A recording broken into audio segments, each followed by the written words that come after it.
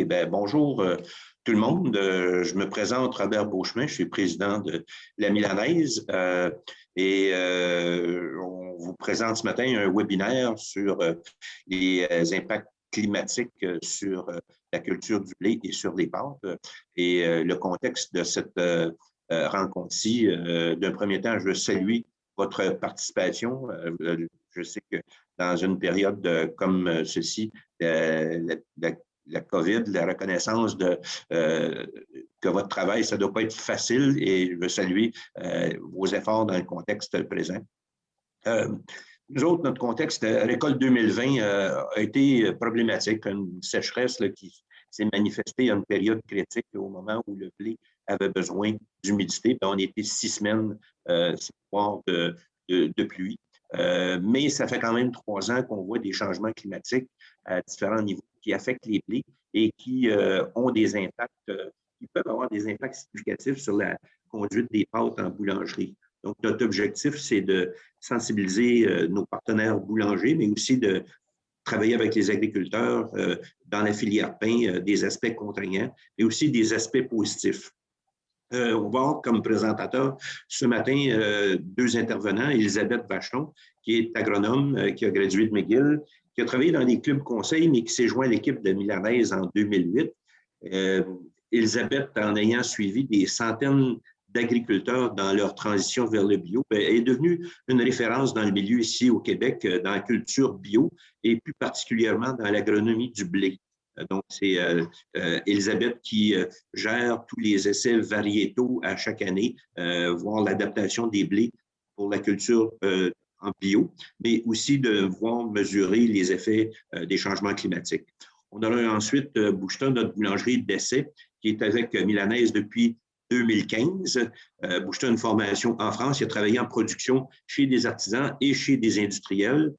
Boucheton travaille aussi avec l'équipe de R&D dans l'appréciation des cultivars qui sont à l'essai à chaque année. On fait des essais variétaux.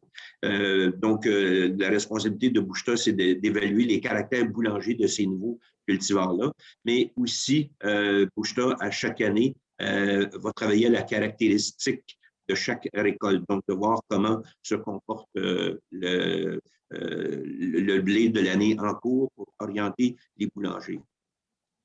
C'est un webinaire, on commence à être habitué, donc les règles d'usage, si vous avez des questions au bas de l'écran, il y a un petit icône pour les chats, pour les questions. Donc, si vous avez des questions spécifiques, de ne pas hésiter, on va être disponible pour toutes les questions à la fin du webinaire et on pourra mettre en ligne dans les jours qui viennent le webinaire sur notre chaîne YouTube.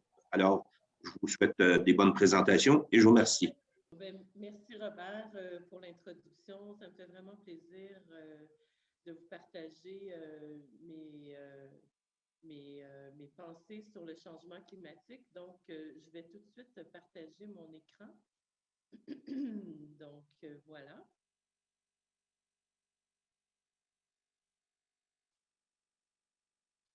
Donc, la question qu'on se pose, c'est: cultiverons-nous du blé au Québec en 2040? La question, je vais y répondre avec une approche agronomique.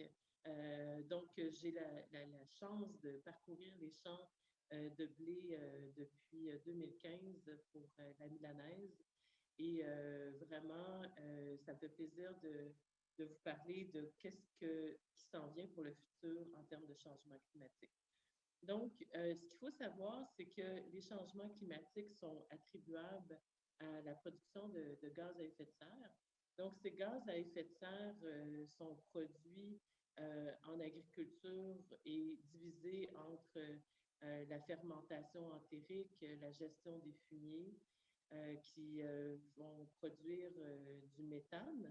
Et ces méthanes-là, par rapport au CO2, donc la combustion des fossiles, les tracteurs, etc., c'est 30 fois plus dommageable pour capter la chaleur de l'atmosphère. Donc, c'est ce que font les gaz à effet de serre. En fait, c'est qu'ils conservent la chaleur à l'intérieur de la Terre et puis c'est ce qui fait qu'on augmente la température de l'air. Et aussi, il y a le N2O des sols, donc c'est le protoxyde d'azote. Le protoxyde d'azote Et brièvement, pour le vulgariser, c'est formé par l'azote qui n'est pas transformé en nitrate dans le sol, donc dans des conditions anaérobiques de compaction des sols. Donc, on travaille de plus en plus en agriculture avec des machineries qui sont très lourdes, donc qui vont compacter le sol quand il est humide. Et dans ce temps-là, l'azote qu'on va y mettre va se transformer en protoxyde d'azote. Et ces gaz-là sont 300 fois plus dommageables pour l'environnement que le CO2. Donc, c'est pour ça que l'agriculture émet des gaz à effet de serre. La contribution de l'agriculture est juste de 8 quand on la compare à l'industrie et le transport. Mais cette contribution-là est vraiment élevée à cause justement des 10 gaz qui sont vraiment plus dommageables que le CO2. La répartition, donc, je vous le montre ici en pourcentage, mais ce qu'on peut voir, l'équivalent de l'origine des émissions dans le tableau à gauche, en bas complètement, on voit les cultures biologiques. Donc, la culture biologique, la production biologique est souvent pointée du doigt comme émettant des gaz à effet de serre plus que la production conventionnelle. C'est faux parce que en fait, les gaz à effet de serre proviennent, qui sont très dommageables pour l'environnement, sont des engrais de synthèse qu'on peut voir tout au haut dans la quantité de gaz à effet de serre qui est libérée dans l'atmosphère. Donc, c'est en culture biologique, étant donné qu'on n'utilise pas d'engrais de synthèse, on voit qu'on est moins dommageable où on produit moins de gaz à effet de serre. Maintenant, le changement climatique, est-ce que c'est un mythe ou une réalité? C'est des questions qu'on entend souvent quand on écoute un peu les médias, on entend des climato-sceptiques. Donc, c'est une question à laquelle a répondu un groupe, le groupe Ouranos, qui est un pôle d'innovation où toutes les recherches scientifiques sur les changements climatiques ont été assemblées et dont on retrouve quelques recherches qui concernent justement l'agriculture. Ici, ce qu'on voit, c'est justement un tableau, parce que ce qu'on veut valider, c'est est-ce que la température augmente réellement ou c'est juste un mythe puis c'est naturel depuis toujours la température a augmenté. Mais non, c'est vraiment réel. Donc ici, on voit les changements climatiques qui ont été observés dans certaines régions du Québec.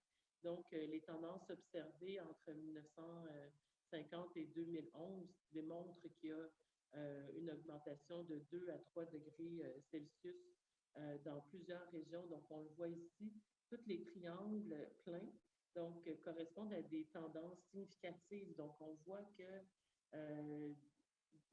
dans les 40 prochaines années, on va réellement avoir des changements au point de vue de la façon de cultiver à cause qu'on a des augmentations de température pratiquement dans toutes les régions où nous, on achète du blé en production biologique. Donc, vraiment, la tendance, c'est à l'augmentation des températures. Pour certains, on s'en réjouit, mais pour les plantes, c'est pas quelque chose qui est bienvenu parce que c'est très drastique aussi.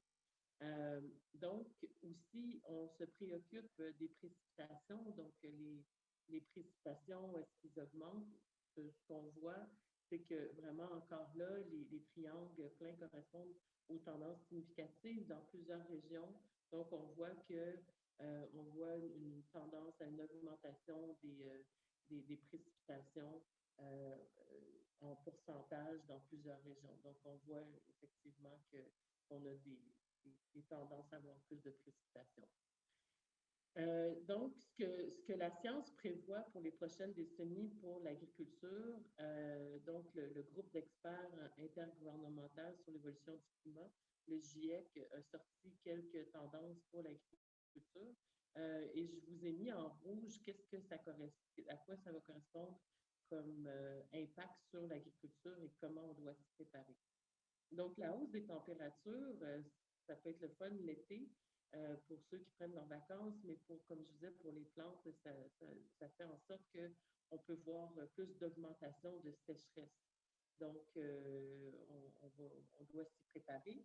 Ensuite, l'augmentation du nombre de degrés jour. Donc, c'est le nombre de jours de chaleur qu'on accumule pour certaines plantes.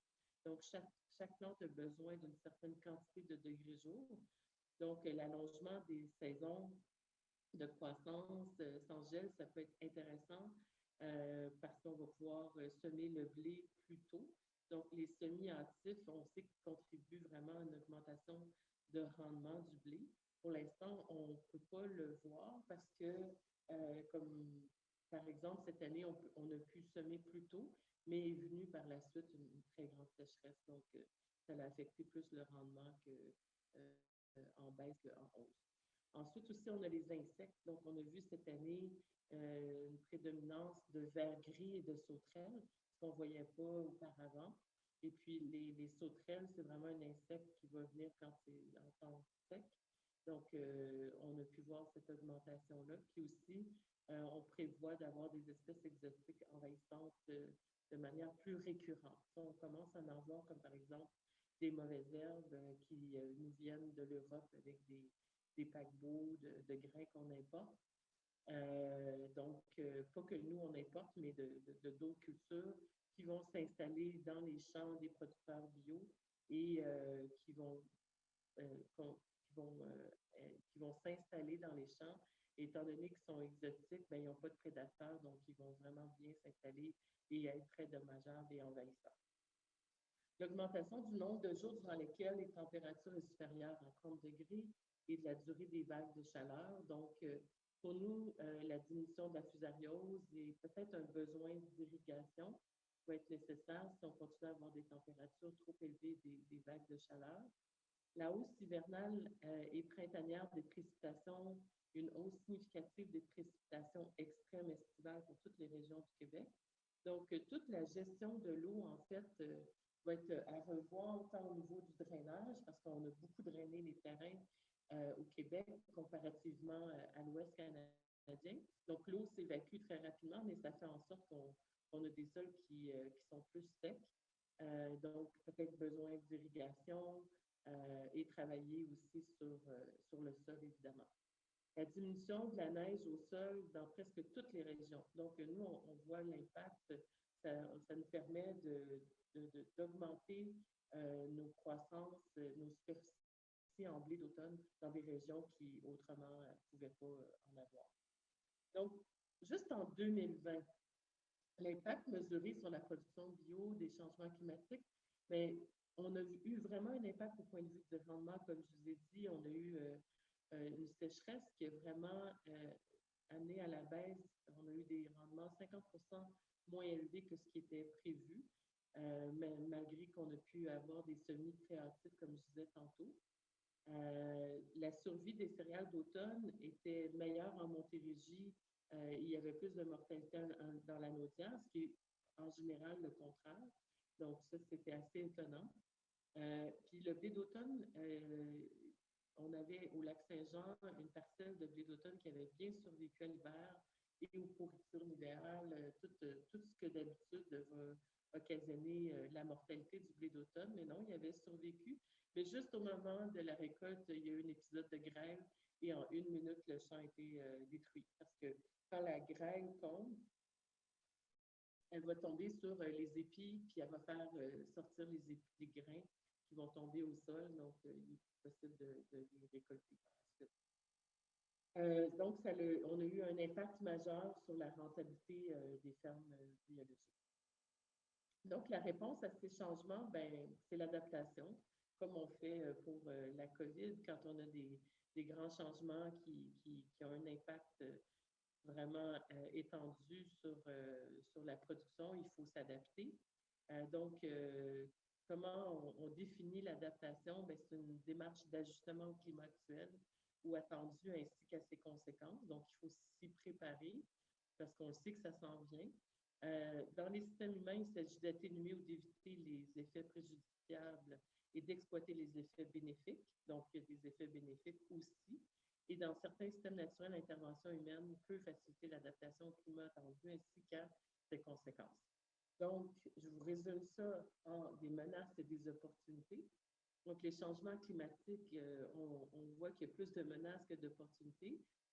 Donc, la diminution des rendements dus à la sécheresse, si c'est pour être le cas, il va falloir penser à des techniques. Donc, il y aura aussi une augmentation des pertes hivernales dans les céréales d'automne. On va devoir revoir dans quelle région qu'on va faire produire nos céréales d'automne. L'augmentation du risque des dommages aux cultures ou aux conditions extrêmes, la grêle, les inondations, les gels, dégels, ça, il n'y a pas grand-chose qu'on puisse faire parce que c'est vraiment le climat, la nature, et il va juste falloir s'adapter et encaisser les coûts et prévoir en conséquence nos approvisionnements dans le futur. Parce que heureusement, on a tout le Canada qui est une région extraordinaire pour la production de blé. Et on achète aussi du blé de l'Ouest canadien, comme vous savez. Donc, dans les années où, comme cette année, on n'a pas beaucoup de rendement au Québec, ben, on peut se retourner vers l'Ouest canadien pour remplir le moulin et produire des quand même bonnes farines de très bonne qualité. L'autre menace aussi, c'est la possible modification de la fréquence, de l'intensité des agents pathogènes. Donc, ça, c'est vraiment une menace auquel on devra faire face. Heureusement, en production biologique, le fait qu'on a des rotations de culture, on maintient un couvert végétal, on améliore la structure des sols en général par une bonne vie microbienne équilibrée entre les champignons et les bactéries. On est probablement plus prête à ces modifications de fréquence et d'intensité d'agents pathogènes. Les opportunités, bien, on va pouvoir introduire des nouvelles variétés qui autrement ne poussaient pas au Québec avec ce réchauffement climatique-là. Et la possibilité dans des régions nordiques de produire des céréales d'automne aussi. Il faut savoir que les céréales d'automne pour les producteurs bio sont vraiment importantes puisqu'ils ont 25% plus de rendement.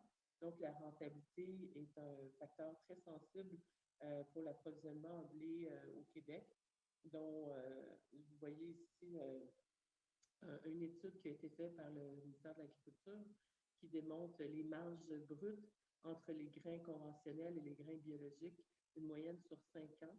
Donc, vous voyez les marges du maïs, soya, blé, orge et avoine.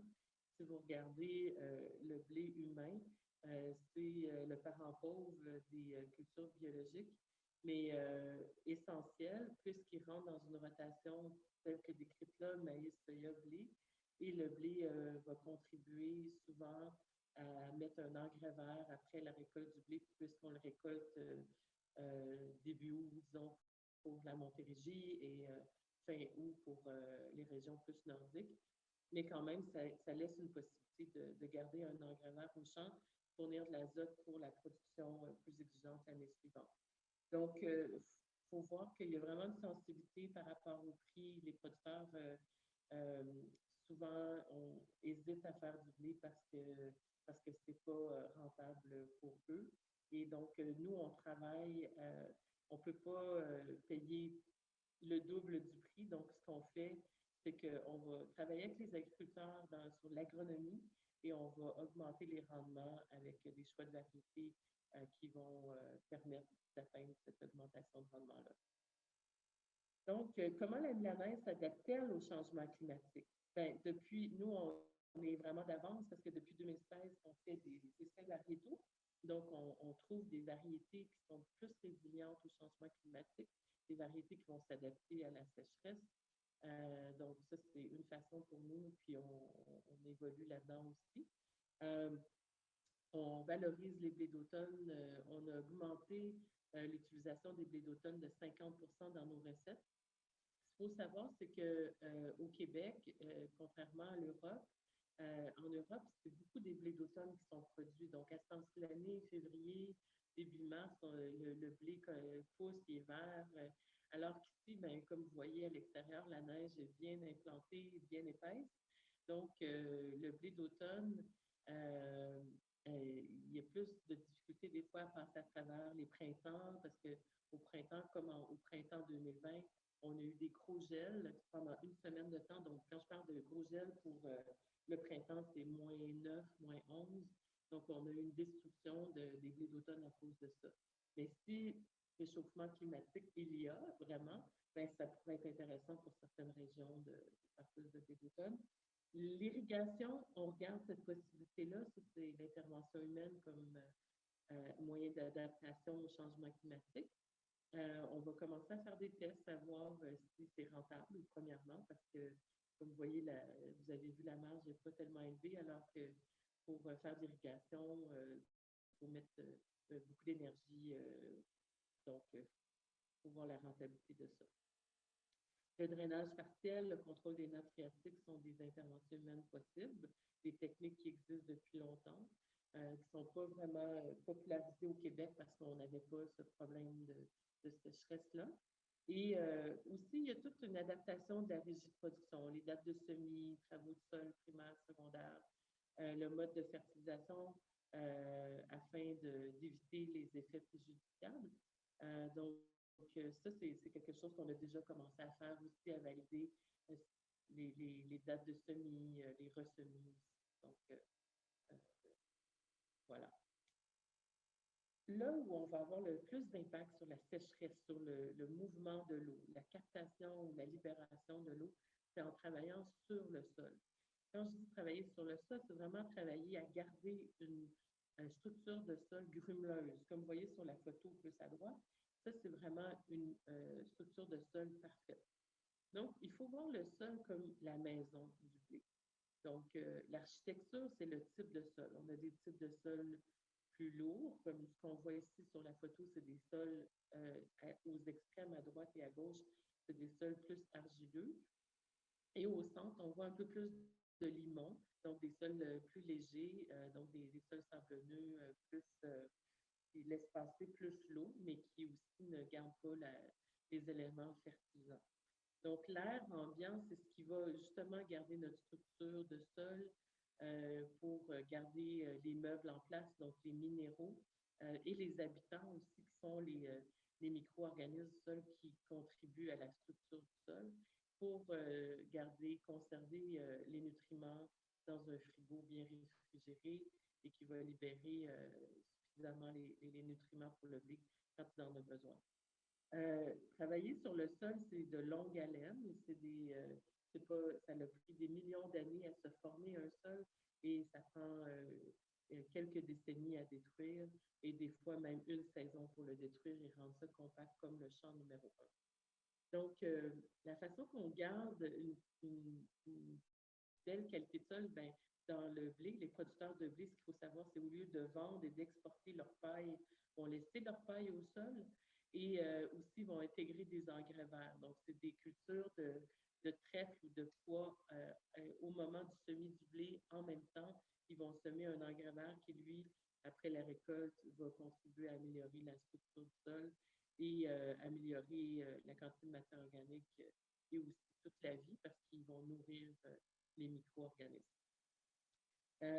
Et on peut le faire aussi avec le blé d'automne pour contribuer à protéger le sol contre l'érosion de l'hiver et le blé adapté à des taux de fertilisation plus bas.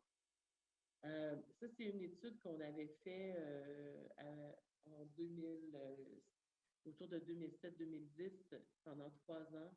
Il y avait quelqu'un qui avait fait des tests avec la milanaise pour valider la meilleure façon de fertiliser le blé avec évidemment des fumiers ou des lisiers puisqu'on n'a pas d'engrais de synthèse.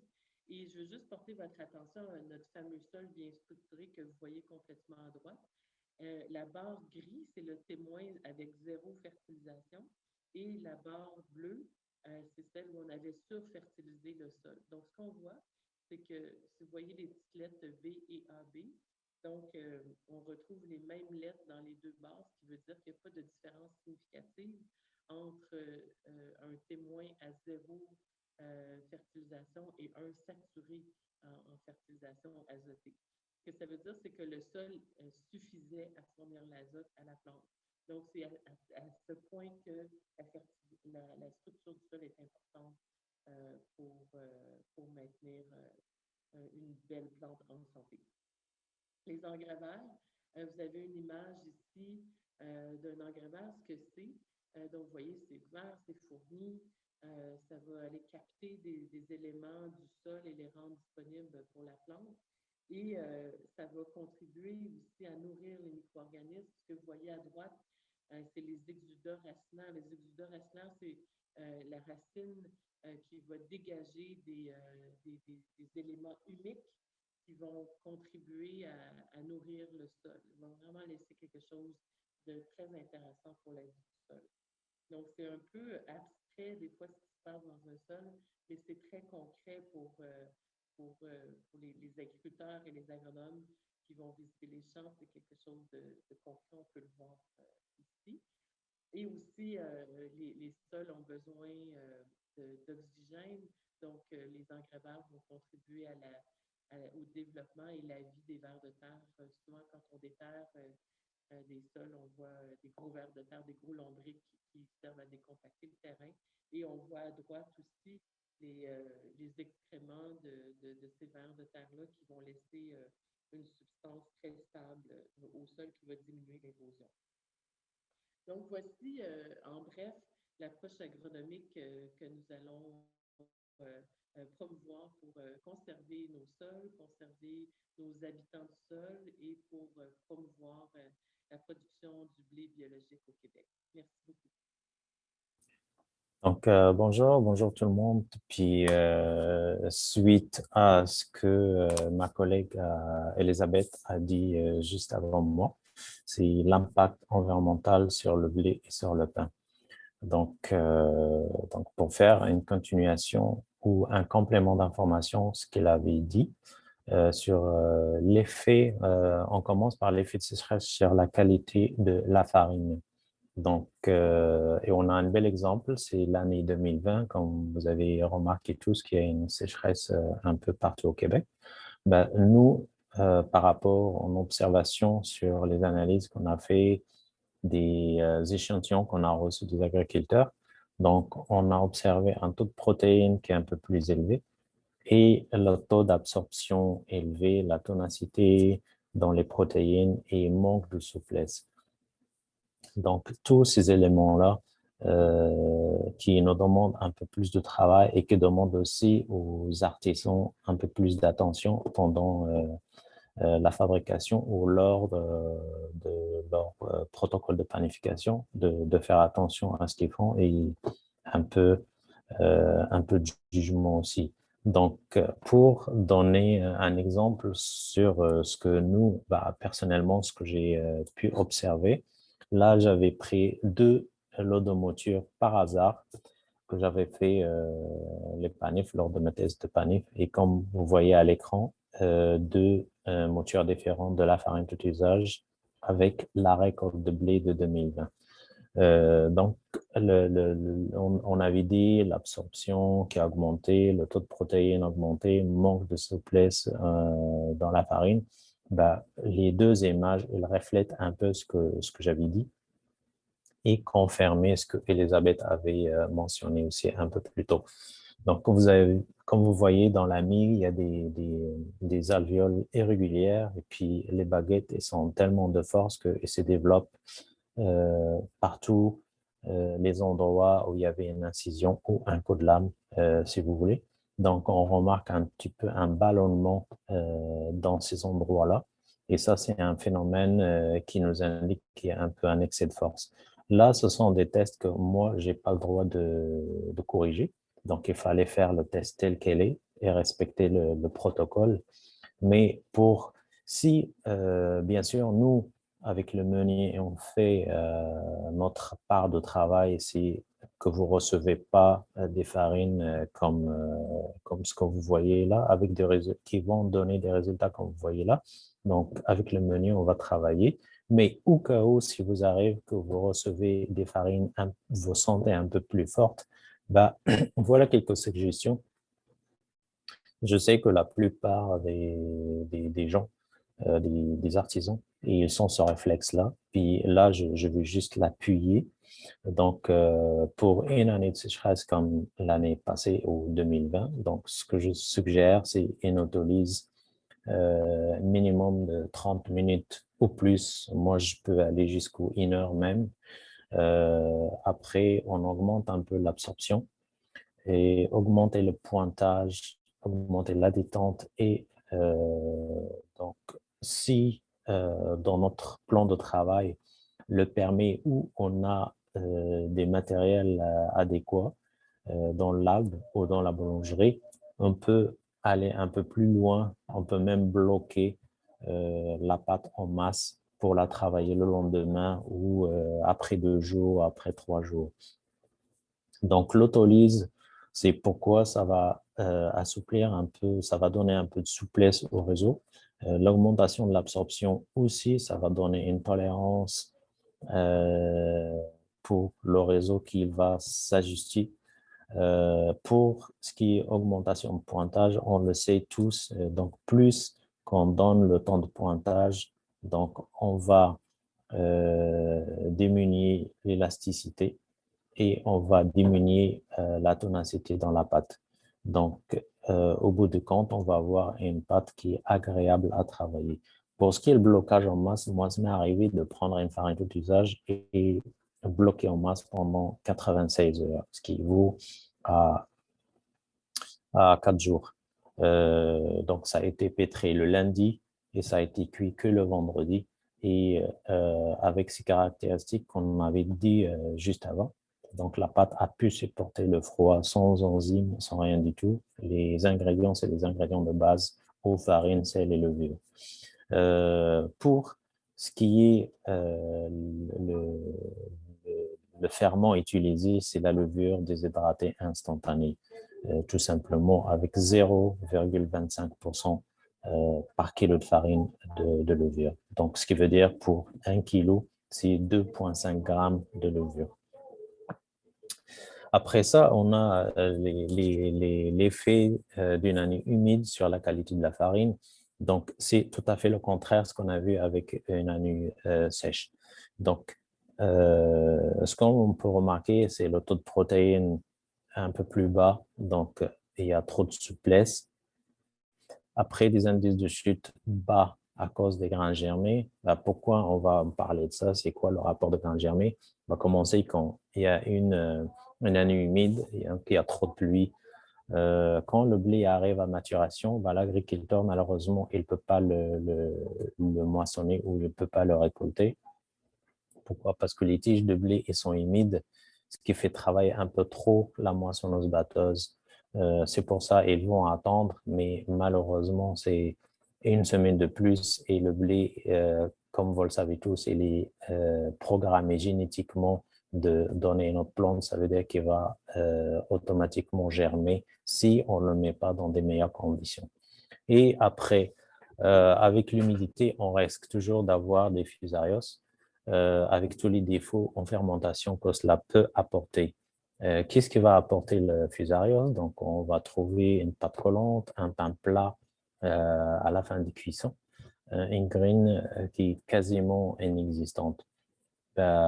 Pour la pâte collante, donc si je l'ai déjà fait dans le passé, travailler avec une pâte contaminée avec des grains fusarios ou de la farine qui avait un taux de toxines très élevé, on a l'effet de crachat d'eau, que la pâte est collée à la couche, mais quand on enlève les pains, on a l'impression d'enfourner un pain qui est fait au levain et on va voir la trace de contact entre la pâte et la couche, que c'est très, très humide. Puis, ça, c'est dû au risque ou dû au phénomène de fusariose dans le blé. Nous, on essaie de contrôler ça parce qu'on est régi à faire des tests de mycotoxines pour ne pas dépasser un certain pourcentage des grains fusariés dans le blé. Et c'est quoi la fusariose? Parce qu'on en parle, mais pas tout le monde qui sait de quoi on parle, c'est quoi le fusariose. Donc, c'est une maladie fongique des céréales causée par des champignons microscopiques provoquant des lésions à la base des tiges et des moisissures des épais qui affectent les grains de blé directement. Donc, pour vous faire une image, voici un gros plan des grains plus ou moins fusariés et d'un grain sain. Donc, quand vous regardez ici, c'est un grain qui est sain. Et plus qu'on va vers la droite, c'est des grains qui est affecté selon un degré différent de fusariose. Donc, ça, c'est au dos, puis là, c'est à l'envers. Donc, vous voyez un grain qui est très fusarié. Si on voit qu'il est malade, on le reconnaît automatiquement, qui devient un peu blanc, pâle, qui est un peu quasiment vide à l'intérieur. Il y a juste l'enveloppe et le germe. Et ça, c'est une photo que j'ai fait juste avant la présentation, donc les 2 jours. Là, j'ai récolté un peu pas mal des grains fusariés dans nos échantillons. Et là, c'est un grain de blé sain. Donc, vous voyez la différence, la couleur, si on les mélange. Donc, c'est le même fond que j'ai utilisé, le même téléphone pour prendre la photo. Et vous voyez la différence de couleur qu'on peut le reconnaître et qui sont un peu plus blancs et toutes ratatinés. Donc, répercussion d'indice de chute. Donc, là, c'est une photo que tout le monde a vue.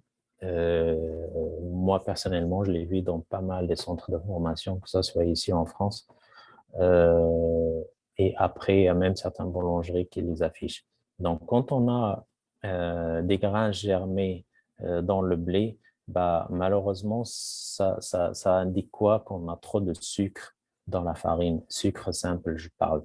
Alors, ces sucres simples, quand ils sont disponibles, bah, la levure, elle les utilise, elle va les consommer aussi vite et rapidement, et qui va faire son travail aussi rapidement. Ben, c'est ça, à la base, un grain qui est germé, ça va nous donner un indice de chute qui est très bas, c'est aux 62, qui est très, très, très bas. Ça veut dire quoi? Ça veut dire que l'activité enzymatique dans la farine est très, très, très élevée à cause des présences de sucre. Pour faire le lien, un grain germé, ça veut dire une plante qui a déjà commencé à devenir la future plante. Et pour que ça se soit fait, bah, naturellement, l'amidon, il se transforme en sucre simple pour nourrir le germe qui donne la future plante quand il est semé dans le sol. Ben, c'est comme ça qu'il va résister et c'est comme ça qu'il va avoir eu de la nourriture avant qu'il soit un peu une plante adulte. Donc, il va consommer le sucre. Ben, c'est pour ça, dans des blés, quand on a des grains germés, ben, on va voir cet effet. Ça va nous donner un indice de chute plus bas. Un indice de chute qui est plus ou moins correct ou normal, c'est aux alentours de 300, entre 250 à 300. Donc là, ici, on a une fermentation qui est normale. Ce que tous les boulangers artisans connaissent, qu'on peut faire un pain dans 5 à 6 heures selon les protocoles et selon comment on sort les pâtes aussi. Et là, on a 400, un indice de chute qui est très, très, très haut. C'est aux alentours de 400. Ça veut dire ici, l'activité enzymatique, il est quasiment absente. Mais quand on a un 450, on peut rectifier, on peut corriger ce défaut-là en ajoutant du malt. Mais quand on a un indice de chute qui est très, très bas, à 62, malheureusement, on ne peut pas faire l'inverse. On peut baisser le chiffre, on ne peut pas l'augmenter. Donc, c'est pour ça, l'indice de chute, c'est très, très important. Et d'ailleurs, je profite pour dire que tous nos farines sont corrigées. Donc, pour les artisans, vous n'avez pas besoin d'en acheter du malt ou d'en ajouter parce qu'il y en a déjà ou nos farines sont déjà corrigées. Pour ces années humides, des suggestions pour travailler la pâte, c'est sortir un peu les pâtes plus froides. Pourquoi plus froides? Ben, au cas où, si on a un indice de chute un peu plus bas, comme on le sait tous, le froid, il va ralentir le travail des enzymes. Donc, ça veut dire que la fermentation, elle va se faire lentement. Donc, au lieu de sortir une pâte aux alentours de 23,5 ou 23, on peut aller chercher un 21. Donc, le but, c'est de ralentir la fermentation pour pouvoir s'en sortir dans ces cas-là. Et un autre effet, pour donner un peu plus de force, c'est réduire l'absorption, en plus de rajouter des rabats. Et ça va donner un peu de soutenance au réseau de la pâte pour qu'il ait un peu plus de force. Voilà, comme ça, je suis arrivé à la fin de ma présentation qui est un peu rapide, que j'ai essayé de vulgariser le maximum d'informations qui sont reliées à l'impact environnemental sur la pâte. Donc, si vous avez d'autres questions, n'hésitez pas à nous les envoyer et on veillera à vous répondre personnellement ou de répondre à chacun selon les questions. Sur ce, je vous souhaite bonne journée et merci. Alors, merci Elisabeth et Boucheta. J'espère que les informations que vous avez partagées sont éducatives. Je veux rappeler le contexte là, de notre récolte 2020 qui a été problématique, mais ça fait en fait 3 ans qu'on voit des changements climatiques qui ont quand même des impacts significatifs tant sur le rendement que sur la qualité. Donc, l'objectif qu'on visait, c'est de sensibiliser nos partenaires de la filière pain, des aspects qui sont contraignants, oui, mais aussi des aspects qui peuvent être positifs. Malgré tout ce qu'on a entendu, la production de blé en 2020 au niveau mondial a quand même augmenté et elle a augmenté plus que les besoins de consommation. L'impact majeur de la situation présente dans le blé vient surtout du fait que la production de maïs est maintenant inférieure aux besoins pour l'industrie animale. Donc, ce qu'on voit, c'est que les volumes de blé qui étaient destinés à l'alimentation humaine sont tranquillement et assez rapidement même redirigés vers l'industrie animale. En fait, la semaine dernière, dans l'hémisphère sud, l'Argentine, qui est un joueur non négligeable, c'est quand même un assez gros exportateur de blé, a annoncé une taxe à l'exportation pour limiter les exportations de blé et garder son blé à l'intérieur de ses frontières. La Russie vient aussi d'annoncer qu'elle fermait ses frontières pour protéger les marchés boulangers intérieurs. Donc, tout ça, c'est des situations qui découlent des changements climatiques qui affectent tant le soya, tant le maïs, mais qui a des effets sur le blé.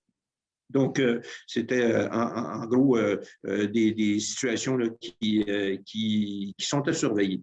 Je vous remercie encore une fois nos présenteurs, Elisabeth et Boucheta. Je vous remercie aussi les boulangers qui ont participé à ce premier exercice de webinaire.